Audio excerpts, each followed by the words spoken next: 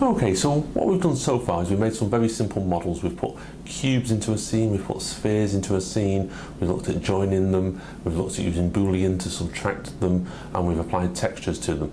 Now, you might watch some 3D animations, perhaps a film or TV series. You might think, these look a bit more complex than that, these models, and they are. I mean, you can spend a lot of time making the models.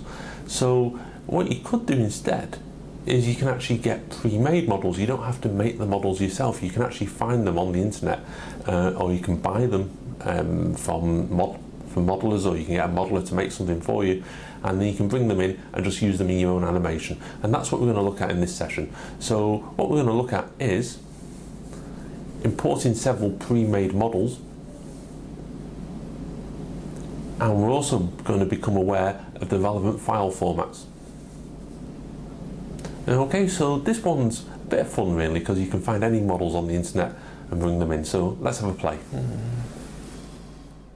So we've discussed the fact that we can put objects and shapes into a scene, and that we can add lights to them and add textures to them.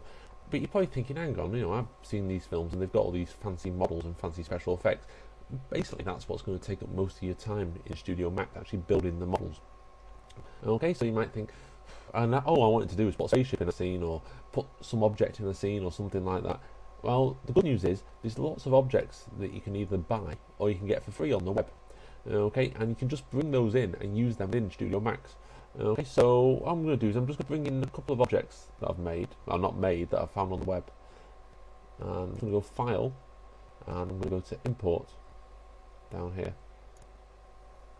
Okay, and what I've got here is I've got a 3ds file, 3D Studio file, and if I click on that, that's a model. That's a model of a laptop, I seem to recall. So if I come down here, I found this on amazing3d.com. There's a link to that on the session website. So I click on Open, and I get this option. What do I want to do? Do I want to merge the objects with the current scenes? That is, do I want to add the objects to what already exists? Or do I want to completely replace the current scene? In fact, you know, effectively, do I want to go File New and then bring the object in? And I think I do. I'll leave Convert Units ticked, click OK. Yeah, and you can see here that it's now brought in a model of a laptop. Okay. And of course, if I come up, make sure I've got the window selected, come up to render button, you can see it'll do a render, and I could obviously texture that up if I wanted to. Okay. Now some objects you get, and they actually come pre-textured. So let's go File, Import, just do it one more time, Import, and I know I've got one of a rocket I got from the same site. So Apollo 13, there we go.